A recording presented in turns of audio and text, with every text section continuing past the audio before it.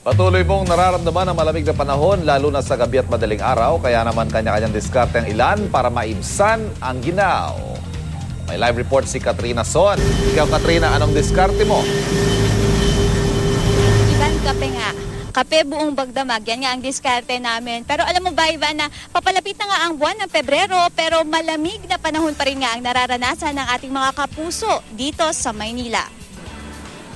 Pagpasok ng taong 2014 ay malamig na panahon ang sumalubong sa atin. Kaya naman ang mga kapuso kahit papaano ay mas handa na raw ngayon. Makapal na jacket, bonnet o kaya naman ay sombrero, pati na medyas na makapal ang mga panlaban daw ngayon ng ating mga kababayan sa papalamig na panahon na ating nararanasan. Ang mga nagbebenta sa bangketa bukod sa makapal na jacket ay may baon pa raw na kumot. Nakunan din ng GMA News sa mga nasa Luneta Park na nilalamig. May mga natutulog at mga nakaupo sa lugar habang may kaunting pag-ambon. Ayon sa ilang nakausap ng GMA News, mas malamig ang panahon ngayon kumpara kahapon. Ang iba naman, sinabi na katamtama naman ang lamig ngayon. Ayon sa Pag-asa, Ivan, 19.8 ang pinakamababang temperaturang naramdaman nitong magdamag. At tila maraming gabi at madaling araw pa raw mararamdaman ang lamig na dala ng panahon dahil hanggang sa isang buwan pa raw ito.